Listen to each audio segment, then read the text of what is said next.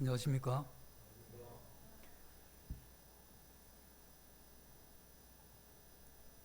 26년 첫 주 시작인 것 같습니다. 첫 주 이런 부분이나 마지막 주나 똑같은 주인데 우리가 이런 또 첫 주라 이렇게 하게 되면 뭔가 또 새롭게 해야 될 것 같고 또 새로운 마음을 가져야 될 것 같은 또 이런 마음이 드는 그런 이게 첫 주가 아닌가 이 생각을 해보게 됩니다. 첫 주나 둘째 주나 해서 언제나 우리가 하나님의 이러한 말씀이 우리의 이러한 마음에 전달되는 이런 것이 중요하고 또 그 말씀을 통해서 우리가 또 새롭게 함을 입고 힘입어가는 이런 것이 필요하다 생각을 해봅니다. 이 교회는 다른 단체와는 달리 이러한 이 하나님의 이러한 말씀이 우리 마음 가운데 전달되어야 되고 또 그러한 말씀이 우리들을 주장하고 또 우리가 원했던 마음에 기대하는 사랑과 평안, 기쁨과 희락, 이와 같은 성령의 이러한 열매들도 하나님의 이러한 말씀에 의해서 그것이 우리 마음에 역사할 때 가능하다 하는 생각을 해보게 됩니다. 우리가 이제 한 해를 이렇게 시작을 하게 되면 뭔가 이런 많은 결정을 해야 되죠. 우리가 또 지난 한 해도 그런 것을 결정해 왔고 그래서 이 결정하는 이런 부분을 보면 어떤 일을 하게 되면 뭐 일을 해결을 해야 되죠. 그 해결을 하기 위해서는 마음의 어떤 결정을 해야 되는 겁니다. 그런데 이제 결정을 하려고 하면 뭘 가지고 결정을 하죠. 우리가 사다리 타는 것도 아니고 결정을 하려고 하면 어떤 내 마음이 어떤 이론이나 또 지식이나 이런 것에 의해서 내 마음이 이렇게 설득이 될 때 그때 우리가 이 결정을 하게 되는 겁니다. 그럼 내 마음에 무엇을 가지고 설득할 것인가? 우리는 우리의 이러한 마음에 하나님의 이러한 말씀과 그 뜻을 따라서 우리 마음이 설득되어져야 되는 거죠. 그러나 우리가 세상이나 사람에 의해서 이렇게 설득되게 되면 상당히 위험합니다. 그것이 어쩌다가 바를 수도 있지만 또 틀릴 수도 있고 그리고 이 결과라고 하는 이건 좋은 쪽으로 기대하기가 참 힘들다 하는 생각을 해보게 되죠. 대개 이 세상, 이 교회가 또 우리 가정이 우리 개인이 세속화되는 이건 이 세상의 이러한 이론이나 정보 또 그들이 가지고 있는 어떤 설득 이런 것들이 우리 마음에 들어오게 되면 이게 이제 우리가 세속화되는 거죠. 세속화 안 되려고 교회 예배당에만 앉아 있는다고 해서 이게 세속화되지 않는 것이 아니고 이 세속화되는 이것은 이러한 이 세상이 이야기하는 그것에 의해서 우리가 이 설득이 되기 시작하면 우리는 우리도 모르는 사이에 세속적인 이러한 사람이 되게 될 것이고 그래서 우리가 이 세상을 사랑하게 되면 하나님의 사랑이 우리 마음에 자리 잡을 수 없게 되는 것이죠. 그렇게 되면 우리는 점점 이 주님에서 멀어질 수밖에 없는 그러한 존재가 아닌가 이렇게 생각을 해보게 됩니다. 그래서 오늘은 우리가 우리의 이러한 마음을 설득해야 되는 겁니다. 우리가 참 때로는 힘들고 어려울 때 위로받고 싶을 때 있죠. 그래서 우리가 사람을 만나서 위로받으려고 만났는데 그 사람을 위로한다고 좋게 이야기를 해줬는데 이게 위로는 고소하고 상처에 소금 뿌린 것 같은 그런 느낌을 받을 때도 있지 않습니까? 그래서 우리의 이러한 위로는 어떤 사람이 어떤 이야기를 하든 우리는 우리 마음에 하나님의 말씀에 의해서 우리 자신이 우리 자신을 설득하게 될 때 그때 하나님으로부터 오는 참된 위로가 거기서 시작이 될 수 있다고 이렇게 믿습니다. 그래서 우리는 사람에 의해서 또 이 세상에 의해서 움직이지는 그러한 사람이 아니라 그리스도인이라고 했을 때는 하나님에 의해서 움직여지는 그러한 사람들이기 때문에 우리는 하나님의 말씀의 뜻을 잘 분별하고 그 말씀을 잘 이해하고 또 그 말씀이 우리 마음에 이렇게 새겨지는 그래서 이게 이런 뜻이고 우리는 이 말씀 앞에 내가 순종해야 되겠다. 그것이 내가 살 길이요. 그것이 내 생명과 같은 길이기 때문에 그 길을 가겠다 하는 이러한 이 결단 이런 것이 우리의 이러한 삶을 풍요롭게 하고 또 시간이 지나면 우리로 이러한 인생의 하나님 앞에 계산되는 그러한 삶이 가능하다고 이렇게 믿어집니다. 오늘은 출애굽기 14장을 보시겠습니다. 구약 102페이지입니다.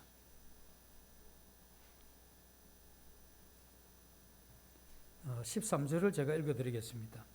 모세가 백성에게 이르되 너희는 두려워하지 말고 가만히 서서 여호와께서 오늘 너희를 위하여 행하시는 구원을 보라. 너희가 오늘 본 애굽 사람을 영원히 다시 보지 못하리라. 이스라엘 백성들은 400년 동안 애굽에 종살이를 했습니다. 그래서 하나님 보낸 지도자 모세를 통해서 인도를 받으면서 그들은 출애굽 길에 오르게 되죠. 출애굽 길에 오르기 전에 애굽에서 떠날 때도 참 일이 많아서 하나님이 10가지 재앙을 애굽에 내린 후에야 바로가 이스라엘 백성을 놓아주는 것입니다. 오늘 이 본문은 이스라엘 백성들이 이제 탈출해서 약속의 땅으로 가다가 홍해 앞에서 발생한 일입니다. 이 바로가 생각을 할 때 이스라엘 백성을 놓아준 것이 후회가 된 겁니다. 그래서 애굽 병거 600대와 마병들을 동원해서 이스라엘을 뒤쫓기 시작을 한 겁니다. 이스라엘은 이제 백성들 꼼짝없이 앞에는 파도치는 홍해요. 뒤로는 애굽의 이런 병거가 질풍같이 이렇게 달려오고 있었기 때문에 그 중간에 끼인 그 상태가 지금 오늘 이 본문의 내용입니다. 그래서 우리는 이것이 생각을 해보면 이 참 죽을 맛이죠. 이게 앞으로 갈 수도 없고 뒤로 어떻게 대적해 볼 수도 없는 이러한 참담한 이러한 상황에서 하나님께서 우리에게 주시는 이러한 명백한 이러한 교훈들을 몇 가지 이렇게 살펴보기를 원합니다. 첫째 13절에 이런 이야기를 했죠. 모세가 백성에게 이르되 너희는 두려워하지 말고, 하나님께서는 이스라엘 백성들에게 두려워하지 말라고 했습니다. 그런데 상황은 어떻다는 이야기입니까? 하나님이 두려워하지 말라고 이야기할 때는 그 상황이 두려움이 있는 그 배경이 있기 때문에 그런 겁니다. 그래서 하나님이 위로한다고 했을 때 아픔이 있기 때문에 위로의 말씀이 있는 것이죠. 그래서 이스라엘 백성들에게 말을 하기를 두려워하지 말라고 이렇게 이야기를 합니다. 그리고 가만히 있어서 하나님이 행하시는 일을 보라 이런 이야기를 하죠. 이러한 이 두려운 상황에서 이스라엘 백성들이 뭘 했느냐 하면 부르짖는 겁니다. 그래서 이게 기도라고 보기에는 좀 곤란한 울부짖음에 가까운, 왜냐하면 앞에는 바다요 뒤는 애굽 병사이기 때문에 그들이 죽을 위기에 처했기 때문에 하나님 앞에 차분하게 영적인 이러한 생각을 가지고 기도했다기보다는 이 다급한 상황에서 이 고함을 지르는 그것이 이제 울부짖는 그런 소리였죠. 그래서 이것이 참 기도라고 보기 힘든 이유가 그들은 모세에게 곧 대들기 시작하는 겁니다. 애굽에 우리가 있었으면 거기에 묻힐 매장지가 없어서 우리를 이렇게 끌어냈느냐? 그리고 이 광야에서 우리를 죽게 하느냐? 그리고 이스라엘 백성들이 이제 막말을 퍼붓는 겁니다. 우리를 내버려 두라 하지 않았느냐? 그 왜 데리고 왔냐? 우리가 애굽 사람 왕을 섬긴다고 안 했냐? 근데 왜 우리를 거기서 섬기다가 죽으면 나을 텐데 이 광야에서 이렇게 죽는다 하는 이건 안 될 일이다. 이런 이 불평과 원망, 비난, 이러한 것의 이러한 이 특징은 뭐냐면 신앙을 잃어버린 사람들의 특징입니다. 우리가 신앙을 잃어버리면 원망하게 됩니다. 비난하게 되고, 그리고 판단하고 정죄하는 이와 같은 신앙을 잃게 되면 우리 마음 가운데 강하게 올라오게 되죠. 그런데 이렇게 이제 신앙을 잃게 되면 즉시 이 성도들은 사단의 이러한 놀이개가 되는 겁니다. 가지고 노는 거죠. 그래서 마귀는 무엇을 사용을 해서 우리를 가지고 노느냐? 그건 우리의 두려움입니다. 그래서 이 두려움에서 나오는 게 비난, 판단, 원망 이런 것들이죠. 이런 것들이 입에서 나오고 마음에서 생기기 시작할 때, 그때 이 사단은 우리를 가지고 놀게 되는 것이죠.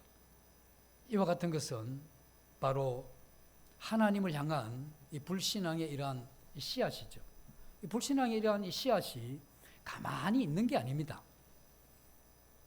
원망을 해보신 적이 있죠. 가만히 원망한 게 그렇게 고만한 게 있습니까? 그렇지 않으면 점점 커집니까? 비난하면 어떻습니까? 요거만한 걸 비난해보는데 나중에는 조금 더 붙이잖아요. 그죠? 그 소문이라는 게 무섭습니다. 그러니까 요거만한 건데 나중에는 이만큼 돼버리는 거죠. 이게 뭐냐면, 이 불신은, 하나님을 향한 이 불신, 다시 말해서 이 두려움은 가만히 있는 것이 아니고 계속 자라는 특징이 있습니다.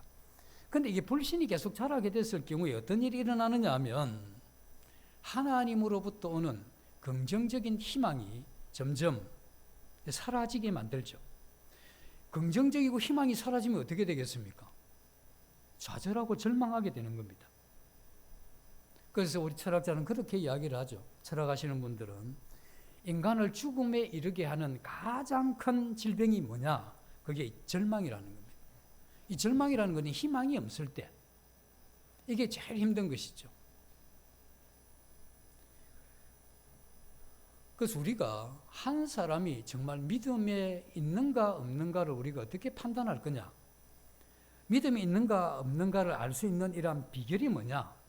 뭐 다른 사람들 놔두고 우리는 우리 자신에 대해서 내가 지금 믿음이 있는가 없는가 이걸 지금 어떻게 내가 분별을 하지 이렇게 이제 생각을 해보면 이런 겁니다. 믿음이 있는 사람은 끊임없이 자신을 하나님의 말씀을 가지고 긍정적으로 희망을 가진 가운데 자기를 설득하는 사람입니다. 그래서 그 사람은 하나님이 감당치 못할 시험 당함을 허락지 아니하시고 하시잖아요. 그리고 시험 당할 점에 피할 길을 내사. 그건 뭘 이야기하느냐 하면 우리 각 사람이 가지고 있는 어려움이나 모양이나 색깔이 전부 다릅니다.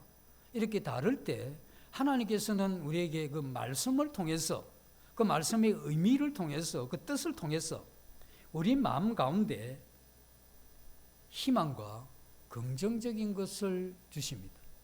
그래서 우리는 비록 이렇지만 하나님의 말씀을 통해서 나는 이 부분에 대해서 긍정적으로 희망적으로 우리 자신을 설득하는 사람, 이런 사람이 믿음이 있는 사람이고, 믿음이 이제 약해지면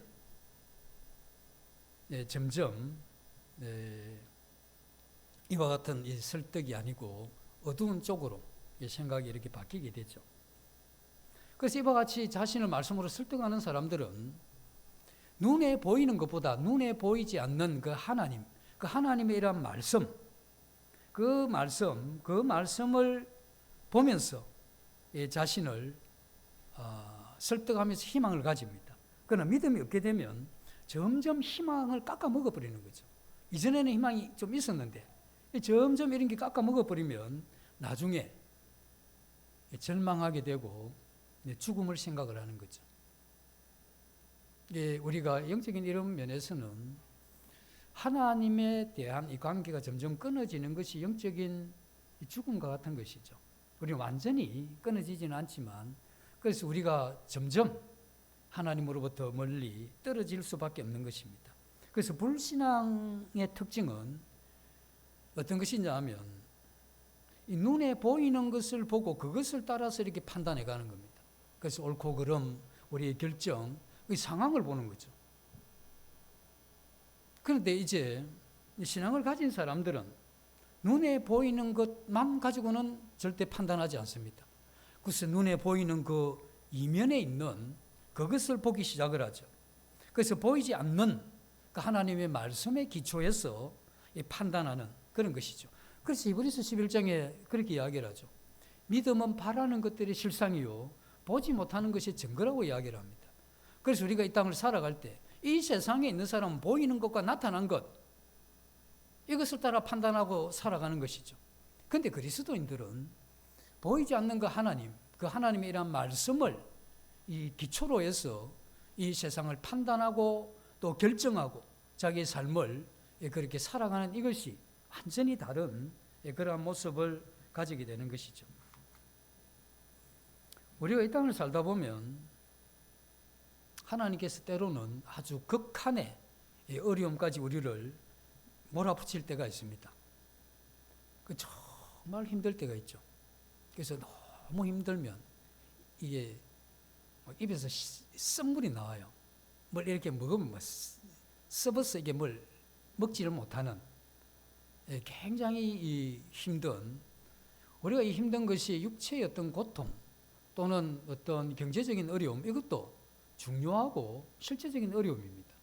그러나 가장 큰 고통은 우리 마음에서 일어나는 것들이죠. 이러한 이 고통이 우리에게 오게 될 때, 이것이 지금 극한까지 하나님께서 우리를 밀어붙일 때가 있는데, 그때 하나님께서는 알고 싶어 하는 겁니다. 네가 이렇게 힘들고 어려워도 이런 상황이 될지라도 네가 그 하나님 때문에 네 자신을 희망으로 설득할 수 있느냐 하는 걸 묻는 겁니다. 그래서 거기서 우리 자신을 희망으로 설득하지 못하면 어떻게 되겠습니까? 무너질 거예요. 그래서 이 시험은 양날의 칼과 같은 겁니다. 그걸 잘 견디면 굳건한 하나님의 사람으로 나아가지만, 그걸 잘 못하게 되면 원망과 비판과 비난, 불신앙으로 이렇게 떨어져 버리죠. 그래서 하나님은 우리에게 그와 같은 때를 통해서 묻는 겁니다. 그래서 우리 자신에게 네 신앙의 이러한 위치를, 지금 네가 어느 자리에 어떻게 있는지를 이러한 상황을 통해서 하나님이 우리에게 알려주시는 거죠. 우리가 밤하늘의 별을 보면 별이 반짝반짝 빛나는 겁니다. 그 별은 낮에도 있어요. 태양 때문에 보이지 않지만 이제 태양이 지고 나면 어두움이 짙어지면 하늘에 있는 이러한 별이 보이기 시작합니다. 그냥 가장 칠흑같이 어두워질 때, 그때 하늘의 별이 빛나는 것이죠. 마찬가지로 우리의 이 신앙은 가장 힘들 때, 그때 우리의 참된 신앙의 모습이 드러나는 겁니다. 우리는 그때 우리 자신이 다 흔들려 버리죠.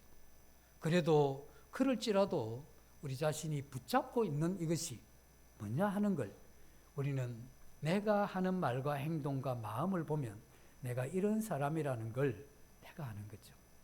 그래서 하나님이 우리를 그렇게 보게 하고 깨닫게 하기 위해서 그런 어려움을 주신 거죠. 그래서 하나님은 우리의 연약한 믿음을 강하게 하시기 위해서 커다란 어려움을 겪게 하죠. 이건 내가 애쓰고 힘쓰고 내가 무엇을 해도 거기서 빠져나올 수 없는 아주 막다른 길에 우리를 도달시키는 겁니다. 제가 한때 이 자문의 말씀을 보면 사람의 미련함이 절구에 넣어도 찧어도 미련함이 벗어지지 않는다 하는 이런 말씀 다 아시죠? 왜 그게 잘 안 벗어지겠습니까? 절구에 콩을 넣어서 딱 찧으면 그게 이제 바로 이렇게 딱 맞으면 딱 이게 가루가 되는데, 딱 찧으면 탁탁 튕겨요. 우리가 웬간한 어려움이 오면요, 머리를 굴려가지고 그 잔머리를 하죠. 그걸 가지고 다 빠져나가고 다 합리화시키고 다 변명해버립니다.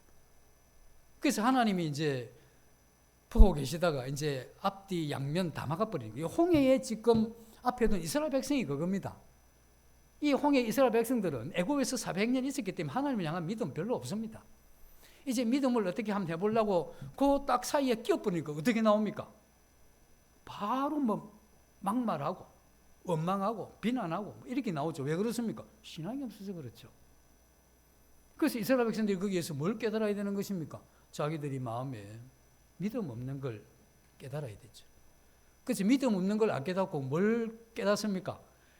우리가 거기 있었더라면, 안 나왔더라면 좋을 건데 후회.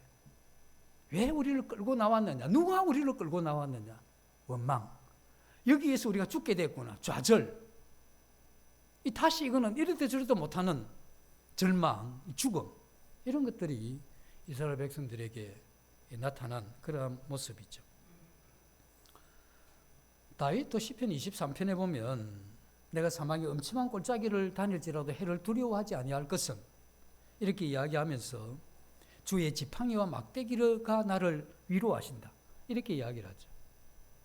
이건 다윗이 그와 같은 어렵고 힘든 그러한 시기를 많이 보낸 사람입니다. 그리고 다른 시편에 보면 나의 부르짖는 나의 소원을 들어주시옵소서 하고 기도하죠. 한 나라의 왕인데 그가 어려움을 당하면 그가 다윗이 그렇게 하나님 마음에 합했다고 하는 이유는 다윗이 어느 순간부터 어려움을 당하면 변명할 길도 있고 피할 길도 있는데 다윗이 그렇게 크게 안 하죠. 딱 정면으로 위에 절구를 콕 찌면 옆으로 안 하고 그 절구 중간에 딱 들어서는 거죠. 콕 찌도록. 그래서 거기에서 다윗이 뭘 하느냐 하면 하나님 앞에 나의 이 어려움을 나의 이 소원을 내 말에 귀를 기울여 달라고 그렇게 기도하죠. 그가 왕일지라도 위로가 하나님으로부터만 오고 이러한 해결이 하나님으로부터 온다는 이걸 다윗이 정확하게 알았기 때문에 그가 변명이나 또는 원망이나 그러한 모든 것을 거절하고 그 중앙에서 하나님을 향해서 모든 걸 내려놓고 하나님 앞에 간구하는 이런 모습을 볼 수가 있는 것입니다. 이 세상 만사가 순조롭게 풀리고 자기 뜻대로 이렇게 되어지면 두려워할 일이 뭐가 있습니까? 원망할 일도 없습니다. 좋은데 뭐. 이거는 불신자도 그렇게 합니다. 그런데 성경에서 하나님 우리에게 두려워하지 말라고 이야기를 할 때는 두려워할 일이 있고 그 배경에 두려움이 있다고 하는 것입니다. 그래서 위대한 하나님의 이러한 사람들, 그래서 우리가 가끔씩 욕심이 나죠. 어떤 욕심이 납니까? 나도 참 위대한 하나님의 이러한 사람이 되고 싶다 하는 이러한 욕심이 나는데 전부 위대한 사람들은 그 절망적인 상황을 많이 경험했던 사람이고 그리고 그 절망적인 상황에서 하나님 때문에 희망으로 자신을 설득한 사람들입니다. 그것 없이 우리가 하나님의 사람이 되는 이건 머리에서 일어나는 그런 이 약간의 이 즐거움, 그런 형태지. 참된 이러한 신앙은 그런 것이 필요하긴 하지만 만만치 않는 이러한 어려움이 동반되어야 된다는 겁니다. 다시 이렇게 홍해로 돌아가 보게 되면 앞에는 바다죠. 뒤에는 애국 군대가 오게 되는 이러한 상황입니다. 이러한 상황에 이스라엘 백성들이 겁을 안 먹겠습니까? 이스라엘 백성이 그때 겁 먹었다고 해서 우리는 이스라엘 백성들이 왜 이 겁을 먹느냐? 바꿔가 우리가 그 있어도 똑같았을 거죠. 그래서 하나님은 그 상황에서 이스라엘 백성들에게서 책망을 안 합니다. 왜 너희들이 겁먹었냐? 이 책망을 안 하죠. 왜? 이해가 되니까. 그래서 하나님 말씀을 하십니다. 그런데 먼저 누구에게 이야기하느냐? 모세에게 이야기합니다. 두려워하지 말라고. 그런데 모세는 이 말을 누구한테 전달하면 이스라엘 백성들에게 전달하죠. 그럼 여기에서 우리가 보면 모세나 이스라엘 백성들이 지금 똑같은 상황에 처한 거 아닙니까? 아니, 모세는 다른 데 있고 이스라엘 백성들은 거기에 있는 게 아니고 똑같이 앞은 끝없는 바다요. 뒤는 막강한 애국 군대인데 똑같이 그렇게 처해 있었는데 모세와 이스라엘 백성들은 달랐다는 겁니다. 그래서 모세는 이미 미디안 광야에서 오랫동안 하나님 위해서 연단받고 훈련받은 사람이죠. 그 모세는 이 상황이 어떻게 했겠습니까? 두려워하지 말라고 하는 그 말씀 붙잡고 이 상황이 지금 두려운 상황이지만 하나님이 두려워하지 말라고 했으니 이 말씀으로 자기를 위로하는 겁니다. 이 말씀이 위로가 되니까 두려워하겠습니까? 안 하겠습니까? 그래서 모세가 막판에 가지고 있는 생각이 뭐겠습니까? 하나님 여기서 죽이시면 죽으면 되잖아요. 그러면 되는 거지. 이 두려움에서 다른 걸 할 거 없잖아요. 근데 다른 사람은 지금 이 상황에서 이 두려움이 그들의 이러한 이 전체를 이렇게 잠식시킨 그러한 상태죠. 그래서 우리는 이 모세와 이스라엘 백성들의 차이를 보면서 우리 지도자들에 대해서 생각을 해보게 되는 겁니다. 가정의 지도자가 누굽니까? 아버지. 이 사회나 국가나 이 교회에도 이런 인도자와 지도자가 있는 겁니다. 그런데 가정에서 가장이 어려운 상황에서 좌절하고 절망해버리면 나머지 그 가족들은 어떻게 되겠습니까? 이 딱 붙잡고 가야 될 가장이 흔들려버리고 무너져버리면 가족들 전체가 어려워지는 겁니다. 또 아빠가 구원받지 않았다면 엄마가, 또 부모가 다 구원받지 않았다면 큰 아들이 영적인 이러한 가장의 이러한 역할을 해가야 되는 것이죠. 그래서 이러한 가족을, 공동체를 지키기 위해서는 분명한 이러한 믿음을 가져야 되는 겁니다.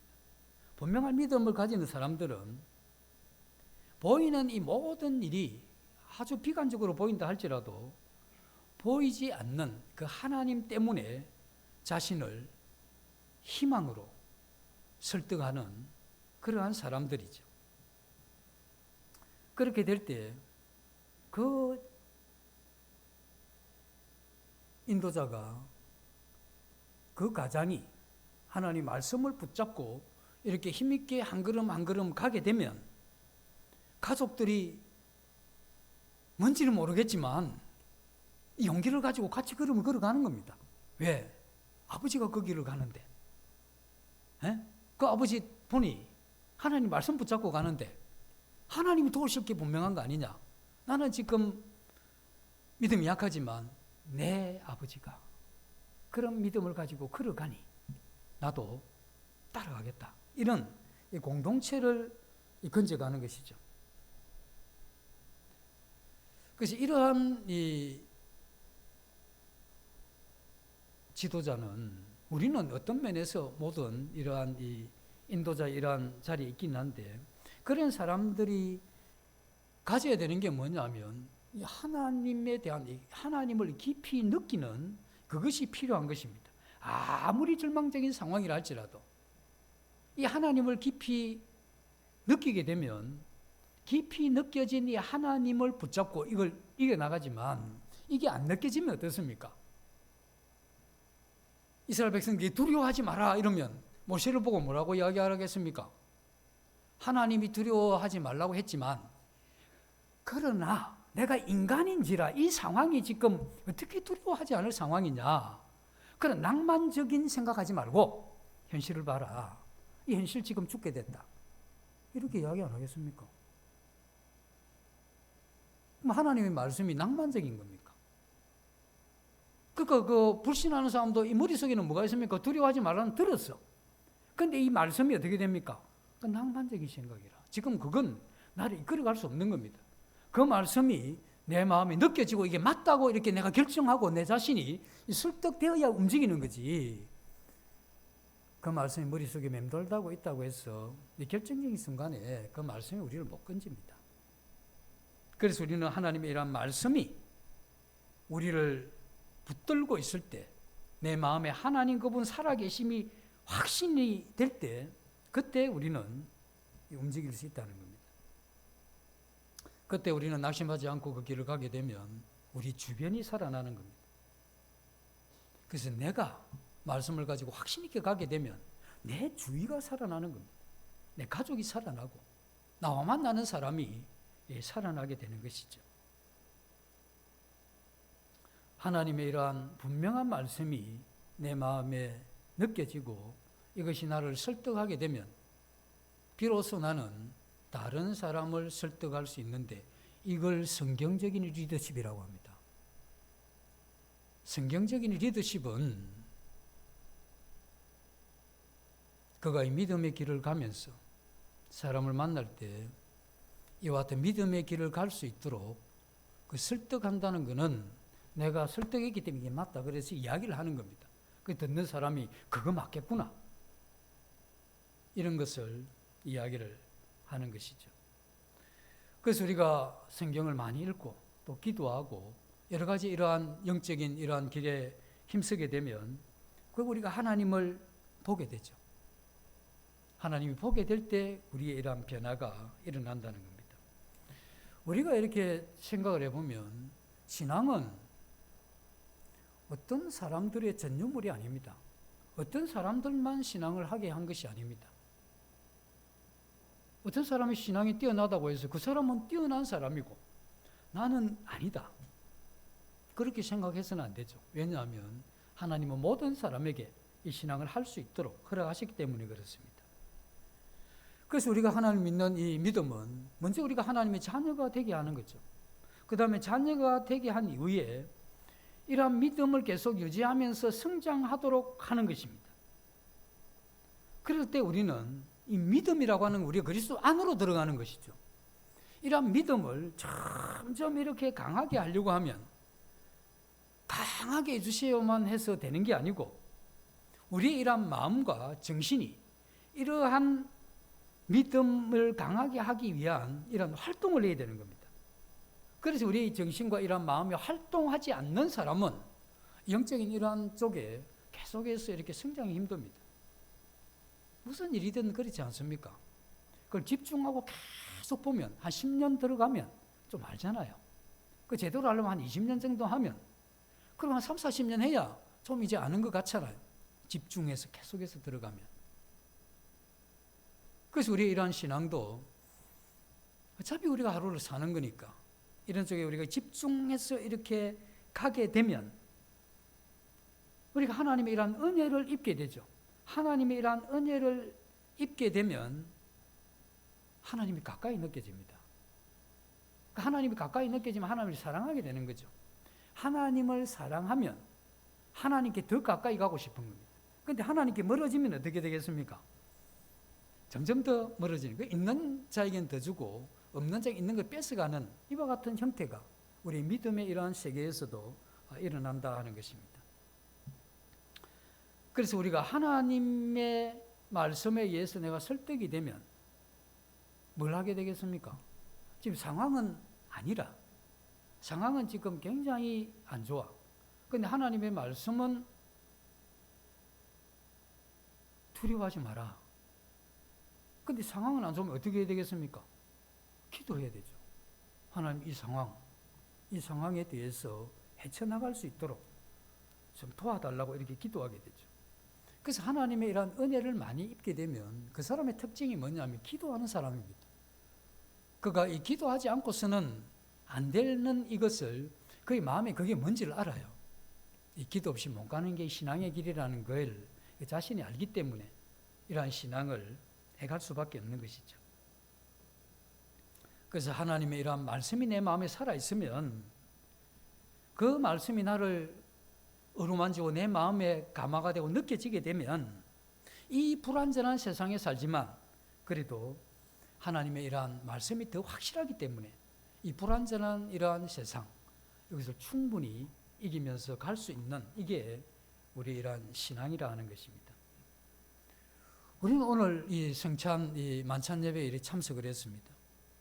우리가 이 떡과 잔을 보면서 예수 그리스도의 죽으심과 장사되신 것의 부활을 생각을 하죠. 그러면서 우리가 좀 더 생각을 하게 되면 이렇게 참혹한 죽음을 당한 예수 그리스도의 그 죽음의 원인이 내 죄에 있다는 걸 생각을 하는 겁니다. 그러면서 우리의 죄를 이렇게 생각하고 깨닫게 되면 이런 티끌 같은 하나님을 거역하고 반역하는 하나님의 은혜 가운데 이렇게 있으면서 전혀 하나님을 경배치도 않았던 이러한 나를 위해서 하나님이 그 아들을 사람의 몸을 입혀서 이 땅에 보내시고 그 아들을 죽이기까지 나를 사랑하신 그 하나님의 이러한 사랑을 마음에 느끼잖아요. 이러한 마음에 이렇게 느끼게 되면 그 느낌으로 지금 이 상황이 어려운데 그렇게까지 나를 사랑한 그 하나님이 이것에 대해서 대책이 없겠냐 이거죠. 그렇게 사랑한 나는 약하고 나는 무능하기 때문에 안 되지만 하나님 그분이 이것에 대한 대책이 없이 그냥 막무가내로 진행을 시키겠냐 이거죠. 그런 이러한 생각이 들면 이 믿음을 붙잡고 비록 상황이 이렇지만 그렇게 나를 사랑하신 하나님이 나를 여기서 건질 것이라고 하는 이러한 믿음, 그 믿음을 가지고 우리가 이 길을 갈 수 있게 해놓은 것이죠. 그래서 우리는 이 현실보다 뭐가 더 가까이 있어야 되느냐 하면 보이지 않는 그 하나님이 우리 더 가까이 있어야 되는 겁니다. 우리는 가까이 있는 것에 영향을 받기 때문에. 그래서 하나님 우리 더 가까이 있게 되면 하나님에 의해서 이 세상을 보게 되고 하나님의 말씀이 우리를 설득합니다. 그런데 하나님이 멀리 있으면 이 세상이 우리에게 영향을 끼치, 이 세상이 우리를 설득하게 되는 겁니다. 봐라, 죽게 됐다. 이 누구 때문에 그러냐? 봐라, 죽게 됐다. 여기 지금 무슨 희망이 있나? 이렇게 어느 것이 가까이 있느냐에 따라서 우리는 그것에 의해서 설득을 받게 되는 것이죠. 그래서 우리는 매 순간 또 이 세상을 살아가면서 절망적인 이러한 상황을 끝없이 맞이하게 됩니다. 그래서 우리는 그때 깊이 좌절하기도 하죠. 그때 우리가 꼭 기억해야 되는 건 내가 어떤 믿음을 가지고 있는지 그때 우리 자신을 거기서 봐야 되는 겁니다. 그래서 우리가 그걸 보고 내가 믿음이 약하면 이러한 충만한 믿음을 가지기 위해서 내가 어떻게 해야 될 거냐, 이걸 생각을 해야 되죠. 그래서 우리의 이러한 이 정신과 이러한 마음이 이 은혜가 임하는 여기에 집중이 된 거예요. 찬양하고 기도하고 말씀을 읽고 묵상하고 외우고 설교를 듣고 경건서적을 읽으면서 그 하나님의 이러한 말씀을 계속해서 우리 마음에 느껴지도록 우리는 계속해서 가야 되는 겁니다. 왜? 내 인생의 승패를 좌우하는 것이 우리 신앙에 있기 때문에 그렇습니다. 이게 우리 생애를 여기에서 결판 짓기 때문에, 그래서 우리가 이 목숨을 걸고 이것을 붙잡아야 되죠. 그래서 신앙의 이러한 이 깊이에 우리의 이러한 인생이 달려 있는데, 누구든지 그 하나님을 더 가까이 느끼고 싶죠. 그러나 이렇게 가까이 느끼게 되면 세상을 이길 힘은 거기서 나오는 겁니다. 우리가 이 시련을 만나게 되면 우리가 보통 두 가지 이러한 시련이 오게 되는 겁니다.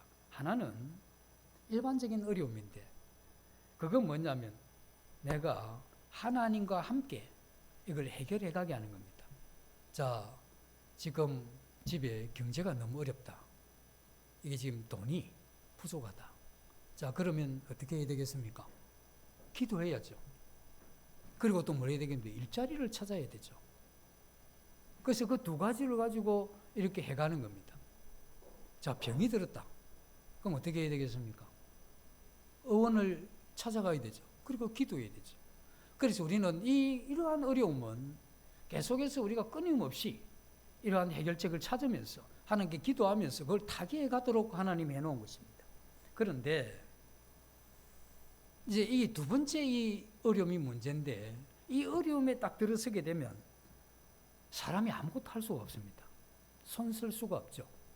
지금 이스라엘 백성이 홍해와 애굽 병거 사이에 끼었을 때 이스라엘 백성들이 할 수 있는 게 없습니다. 그들이 어떻게 용을 써도 거기서 벗어날 수 없는 것이죠. 그럼 그때는 어떻게 해야 되겠습니까? 그때 신앙을 해야 되는 겁니다. 믿을 신자에 앙이 우러러 보는 거잖아요. 그냥 믿고 바라보는 수밖에 더 있습니까? 여기서 뭘 해야 됩니까? 하나님 믿고 안 바라보면 뭐 하겠습니까? 원망하고 비난하고 좌절하고 죽음 생각하죠. 그래서 우리가 아무것도 할 수 없을 때 해야 되는 게 뭡니까? 그게 신앙입니다. 그래서 내가 신앙이 있느냐 없느냐는 그 어려울 때 믿고 바라보고 있는지, 부정적인 그런 생각을 하는지, 이런 것들을 우리가 봐야 되죠. 이때는 하나님이 홀로 행하는 겁니다. 그래서 이스라엘 백성이 뭐라고 했으면 두려워하지 말라. 에? 너희는 가만히 있으라. 그리고 하나님이 행하시는 이 일을 보라, 이렇게 이야기를 하죠. 왜? 여기서 지금 너 할 것 없다. 그 이스라엘 백성들 해야 되는 게 뭡니까? 아무것도 없죠. 아닙니다. 이스라엘 백성들이 해야 될 게 있는데 그들의 마음으로 하나님을 믿고 바라보는 것, 이거 해야 되는 겁니다. 하나님 지금 다른 거 지금 기대한 게 없지 않습니까? 그래서 하나님은 우리가 아무것도 못할 그때에 우리가 신앙을 하게 되면 하나님이 뭘 보여주겠습니까? 하나님만이 하실 수 있는 기적이 그때 우리에게 보이는 겁니다. 하나님에 대한 이 기적을 경험하고 싶으시면 이 홍해, 애굽 그 중간에 끼인 그 자리에 가시면 기적을 경험할 수가 있죠. 근데 함부로 또 움직이면 안 됩니다. 왜 움직이면 안 되느냐면 애굽하고 싸우면 죽고 바다로 들어가도 죽습니다. 가만히 있어야 되는 거죠. 근데 가만히 있는 이게 사람이 굉장히 힘든 겁니다. 사람은 가만히 못 있습니다. 저도 손자가 있는데 얘는 먹고 나면 계속 움직입니다. 살았다면 어쨌든 가만히 못 있어요. 뭐 팔을 움직이든 다리를 움직이든 목을 움직이든 꼼지락꼼지락 하는 거죠. 우리는 살아있는 사람이기 때문에 어떤 어려움이 오면 가만히 있는 게 진짜 힘듭니다. 자기가 아무것도 할 게 없으면 믿고 바라봐야 되는데 그게 우리 신앙에 있어서 가장 힘든 부분 중에 하나죠. 그래서 우리 믿음의 선배들은 하나님을 느껴야 할 필요가 있다. 하나님을 느끼기 위해서는 우리의 믿음이 필요한데 믿음, 우리가 그리스도 안으로 들어가게 되면 하나님을 느끼고 그때 우리는 하나님을 붙들 수 있는 겁니다. 이스라엘 백성들이 왜 이렇게 말이 많았습니까? 왜 하나님 바라보고 기도 안 하고 왜 말이 많았습니까? 하나님을 느끼고 하나님을 붙들지를 못했기 때문에 그랬죠. 그래서 우리가 가지고 있는 믿음이라고 하는 이것 외에는 하나님을 붙들 수 있는 방법이 없습니다. 그 신앙이라는 것은 주님을 믿는 것인데 그건 주님을 붙드는 겁니다. 그래서 그 주님을 붙들게 되면 우리 신앙이 되는 건데 이 주님을 붙들기 위해서 우리에게 조건이 있는데 우리가 이 생사를 초월해서 인생의 모든 것이 우리 인생의 모든 것을 하나님께 걸어야 가능합니다. 그래서 모든 걸 하나님 앞에 걸어야 그때 우리는 꼼짝없는 여기에서 입 다물고 하나님 바라보고 신앙이 가능합니다. 만약에 우리가 다른 생각을 하게 되면 이 신앙은 안 됩니다. 그래서 우리의 이러한 이 전부를 걸고 하는 이게 우리의 신앙이죠. 그런 사람들에게 하나님은 하나님 자신을 경험할 수 있는 기회를 주는 겁니다. 그래서 이 두려움을 이길 수 있는 힘은 믿음의 손입니다. 이 믿음의 손은 우리가 아니고 나를 붙들고 계시는 내 마음에 역사하시는 하나님의 말씀이 그 은혜가 내 마음에 감동이 될 때 그때 우리는 비로소 우리가 믿음으로 하나님을 붙잡고 견뎌 나가는 이게 우리의 이런 신앙이 된다는 것이죠. 이스라엘 백성들은 이런 신앙이 없었습니다. 그러면 믿음이 약한 거죠. 믿음이 약하게 되면 두려움에 사로잡힙니다. 그들 마음에 뭐겠습니까? 애굽에 가기 위해서는 애굽에게 항복하고 싶은 겁니다, 지금. 예? 그래 내가 가서 다시 섬기겠다는 거예요. 예? 그래서 이 광야에서 죽는 것보다 애굽 가서 섬기는 게 훨씬 낫다. 이게 그거잖아요. 이런 정신이 힘들 때 우리가 세상과 타협하는 거로 나오게 되죠. 그래서 쉽게 우리가 그렇게 타협하는 이유는 이러한 믿음이 약하기 때문에 그렇죠. 근데 이 이스라엘 백성들이 지금 딱 끼었잖아요. 그런데 얼마 전에 자기들이 출애굽할 때 뭘 봤습니까?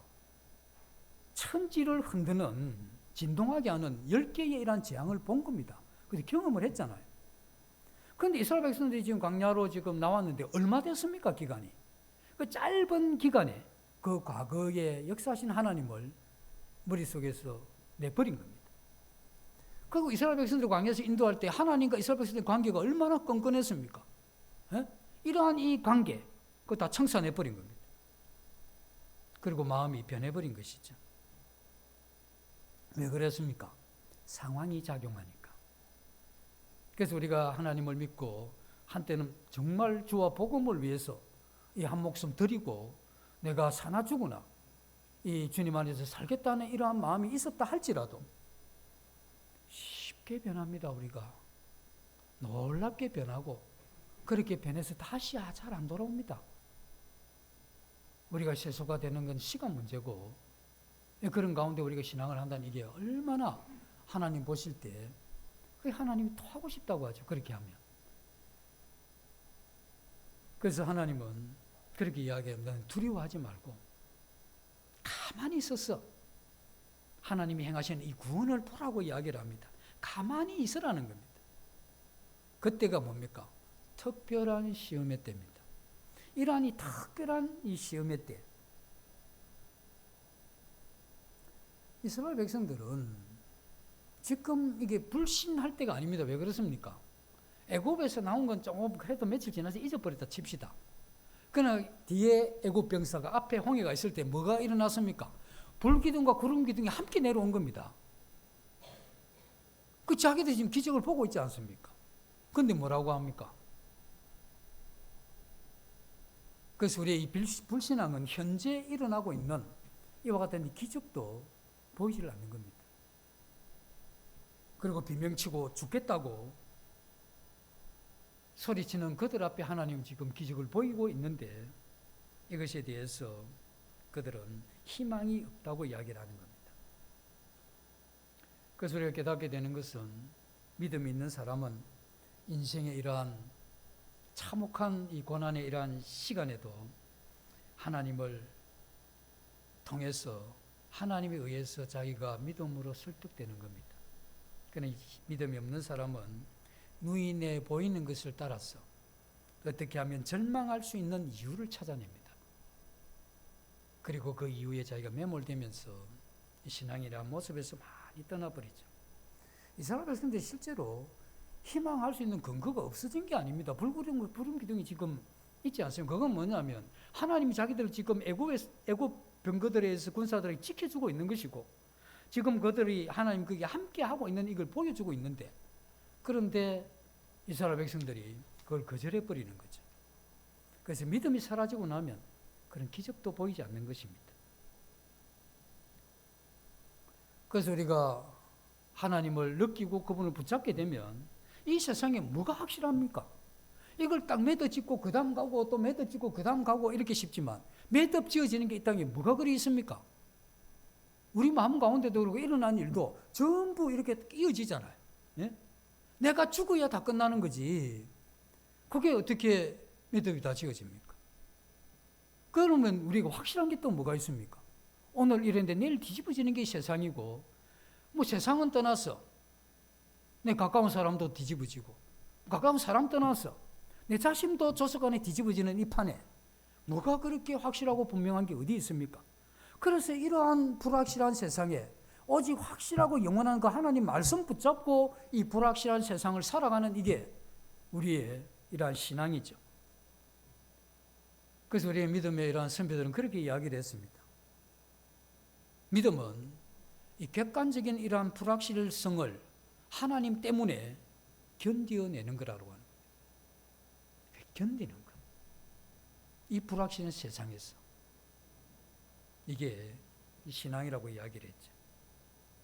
그래서 하나님은 때로 우리를 연단하기 위해서 극한 어려움까지 우리에게 허락하실 때가 있는데 그때 하나님은 그렇게 이야기하는 겁니다. 하나님이 나 말고 네가 의지하는 세상의 모든 것을 버리라고 이야기하는 거죠. 그걸 버릴 때만 우리는 조용히 견딜 수 있는 유일한 길이 거기에 있는 것입니다. 우리는 내 손으로 아무것도 할 수 없는 것을 깨달을 때 그때 우리 하나님만이 하시는데 그때 그 입 다무는 이게 쉽지가 않습니다. 우리는 사면이 다 막혀야 하늘을 보게 되죠. 그때 우리는 하나님의 이러한 음성이 들어오는 겁니다. 두려워 말라 내가 너와 함께 함이니라. 내가 너를 지명하여 불렀나니 너는 내 것이라고 하는 이와 같은 확신이 다 막힐 때 그때 비로소 하나님이 너는 내 것이다 이랬을 때 그럼 내가 하나님인 것 같으면 그러면 내가 이 상황에서 하나님 어떻게 할 겁니까? 주인 되신 하나님이. 두려워하지 말라 그러면 안 하겠습니다. 죽겠는데요. 그래도 두려워하지 마라. 그러면 두려워 안 하고 죽으면 되죠, 뭐. 예? 그와 같은 말씀을 우리 마음에 주신다는 겁니다. 하나님은 이러한 이 절망적인 상황에서 하나님께 어떻게 싸우시는지 그것을 바라보는 게 신앙인데, 우리 마음에 하나님 자신이 증거가 되면 우리가 앞에 안개 같아도 제대로 뭔가 보이지 않아도 우리는 의심하지를 않습니다. 그 길을 가는 거죠. 그래서 그러한 마음으로 이 칠흑 같은 어둠이 와도 그 길을 그렇게 걸어가는 것입니다. 이런 사람들은 사람의 도움을 구걸하지 않습니다.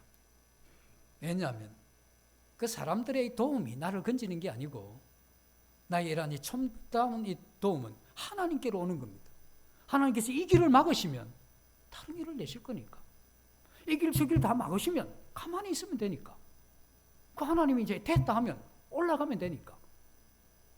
그 주인 대신 하나님이 계시는데 사람한테 구걸할 게 또 뭐가 있습니까? 그리고 이 두려움 때문에 하나님을 제한하지도 않습니다. 하나님 그분은 내가 알지 못하는 신비한 그런 능력과 이 방법으로 이끌어 가실 것이다 하는 이러한 분명한 이러한 믿음, 이러한 믿음을 가진 사람에게 뭘 보이시겠습니까? 하나님이 그걸 보이는 겁니다. 승리의 이러한 현장을 경험하게 하는 것입니다. 15절에 보시면 여호와께서 모세에게 이르시되 너는 어찌하여 내게 부르짖느냐. 이스라엘 자손에게 명령하여 앞으로 나아가게 하고 지팡이를 들고 손을 바다 위로 내밀어 그것이 갈라지게 하라. 이스라엘 자손이 바다 가운데서 마른 땅으로 행하리라. 이게 뭔 말이냐 하면 이제 홍해를 가르는데 홍해가 이렇게 딱 그 지팡이를 치니까 막 갑자기 양쪽으로 쫙 갈라진 게 아니고 밤새도록 바람이 불었어. 그 다음날 아침이 되었어야 이게 길이 갈라지고 건너는 겁니다. 그러면 여기에서 하나님이 딱 하면 바로 이렇게 못 하시겠습니까? 하시죠. 근데 왜 그렇게 밤새도록 그렇게 하십니까? 그건 이스라엘 백성들이 이와 같은 기적의 현장을 밤새도록 보라고 하는 겁니다. 이런 하나님이라는 거죠. 뒤에 애굽 병거가 있고 앞이 막혔는데 밤새도록 하나님이 기적을 지금 행하시는 것을 지금 보는 거지 않습니까? 예? 이와 같은 것을 훈련시키는 겁니다. 그래서 하나님이 이 말씀을 듣고 나서 이스라엘 백성들이 그 이후에 불만이 없어집니다. 그런 말이 안 나오죠. 그래서 신약에서 뭐라고 이야기를 합니까? 그들은 믿음으로 홍해를 건넜다 하죠. 그와 같은 것을 보고 그것을 경험하면서 그들이 믿음을 가지게 되는 겁니다. 그래서 이 싸움은 이스라엘 백성들이나 모세에게 있는 게 아닙니다. 하나님이 혼자서 행하시는 싸움입니다. 그래서 200만이 넘는 이러한 이스라엘 백성들이 마른 땅으로 지나가게 하는 것이죠. 그래서 이와 같은 큰 능력을 보고 나서 31절에 뭐라고 이야기하느냐 하면 이렇게 이야기를 합니다. 이스라엘이 여호와께서 애굽 사람들에게 행하신 그 큰 능력을 보았으므로 백성이 여호와를 경외하며 여호와와 그종 모세를 믿었더라. 여호와를 경외하는 것. 여호와를 언제 경외하겠습니까? 이런 하나님을 경험할 때 그때 경외하는 겁니다. 이 경외한다 했을 때 하나님을 두려워하고 그 이끌리는 사랑이다. 그건 이론이고 이 하나님을 경외하는 것은 그 큰 하나님의 능력을 어쩔 수 없는 상황에서 밤새 이 바닷물이 갈라지는 그것을 지켜보고 있을 그때에 이 하나님을 경험하게 되고 그때 비로소 뭐가 생깁니까? 이 하나님은 만만한 분이 아니다. 내가 함부로 할 수 있는 분이 아니다. 그분은 차원이 다르다. 그러나 한순간에 나를 죽이실 수도 있고 내 인생을 끝낼 수도 있는 분이고 그분 나를 들어 높이실 수도 있고 다 주실 수 있는 분이다. 그분 앞에 함부로 해서 될 분이 아니다. 아울러 그는 참 우리를 사랑한다. 이 죽음에서 그 기적을 통해서 우리 이끌어 가시는 이 사랑의 이 하나님, 이 두 가지를 함께 느끼면서 그 하나님을 경외하는 마음이 이스라엘 백성들이 확 올라오는 거죠. 그것이 이스라엘 백성이 광야 40년 동안 이걸 다진 겁니다. 그래서 그들이 황해를 건너면서 이거 딱 맛을 보게 한 거죠. 그러면서 계속해서 그들이 돌아가려고 하는 이걸 계속해서 바로잡는 겁니다. 그렇게 해서 마지막에 가나안 땅에 들어갈 때 믿음의 사람이 되게 했던 거죠. 이스라엘 백성들이 지금 홍해를 건넌 이 광경을 봤을 때 그들의 느낌이 어떻겠습니까? 그 광경을 보면서 하나님 정말 살아시 계시구나. 에? 정말 하나님 위대하신 분이다. 정말 내 인생을, 내 삶을 맡길 수 있는 이분은 살아계신 하나님밖에 없다 하는 것을 느끼는 거죠. 보고 느끼는 거죠. 그때 일어나는 게 뭡니까? 그 경외하면서 나오는 게 하나님의 찬양이죠. 그것이 우리 참된 찬양은 하나님을 경외하는, 그 경외하기 전에 하나님을 우리 경험했을 때. 그래서 신앙을 오래 했던 할머니들이 이렇게 찬양을 하든지 이런 걸 가만히 들어보면 그런 분들이 이러한 이 찬양이 좀 남다른 게 있잖아요. 그게 뭐냐면 우리가 느끼는 가사 내용과 그분이 느끼는 가사 내용이 뭔가 다른 것 같다는 걸 느끼잖아요. 예. 하나님을 경험했기 때문에. 그리고 그 하나님의 어떤 위로하시는 말씀, 또 우리를 살리는 이러한 말씀, 이런 찬양 가사를 들으면서 그들의 마음에 큰 위로를 받는 것이죠. 그래서 우리는 때때로 이러한 위기를 만납니다. 이때일수록 하나님은 하나님 자신의 이러한 능력을 우리에게 보이실 때죠. 히브리 11장에 나오는 믿음의 사람들의 공통적인 특징이 하나 있습니다. 그게 뭐겠습니까? 다 시련을 겪은 사람들입니다. 어찌할 수 없는, 사자굴에 들어가면 어찌할 수가 없지. 불 가운데 들어가면 어떻게 하면 어찌할 수가 없지. 그래서 거기는 자기들이 죽음에 들어가서 가만히 하나님만 바라본 겁니다.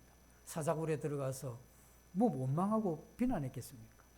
그 불구덩이 들어가서 원망하고 비난했겠습니까? 그냥 하나님만 바라보고 하나님을 기대했던 것이죠. 하나님 아직 여기 조금 더 있는 게 필요하면 살려주시고 아니면 데려가시고, 그런 신앙으로, 그게 뭐냐면 히브리 11장에 나오는 믿음의 사람들이 가졌던 거죠. 그들은 바랄 수 없는 중에 바라고 믿었다는 겁니다. 그래서 보이지 않는 이 하나님을 보이는 환경보다 그 하나님의 약속을 더 믿었던 사람, 이게 히브리 11장에 나오는 말씀들이잖아요. 그런 사람들이지 않습니까? 그래서 우리는 이 새해에 우리의 이러한 마음을 무엇으로 설득할 거냐? 하나님의 이러한 말씀이 우리 마음에 설득을 해야 되는 겁니다. 그리고 이 어려움을 겪을 때, 그때 하나님의 말씀이 우리를 설득하는 이게 시험대에 오르는 겁니다. 그리고 우리가 어쩔지도 못하는 극한 어려움이 오게 되면 우리는 여기에 절호의 기회입니다. 우리는 어쩔 수 없고 그 입 다물고 하나님만 바라보게 되면 하나님이 뭘 보이시겠습니까? 내가 느낄 수 있도록 그 시간을 통해서 하나님이 일하시는 걸, 하나님의 그 능력을 우리에게 보이게 되면 그때 우리 마음 가운데 하나님을 경외하는 마음이 일어날 것이고, 그때 우리의 찬양은 하나님 앞에 드려지는 그 심중 깊이에서 나오는 찬양이 될 것이고, 하나님이 이 찬양을 받게 될 것입니다. 올 한 해 이러한 찬양을 드리는 한 해가 되었으면 좋겠습니다. 잠시 기도하고 마치겠습니다.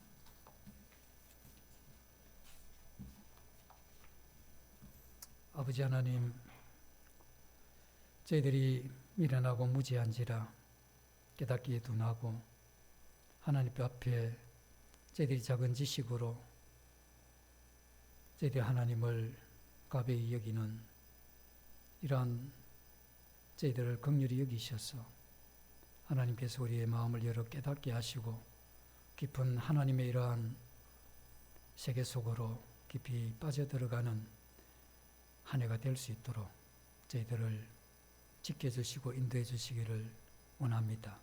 이 모두를 예수님 이름으로 감사하며 기도드립니다. 아멘.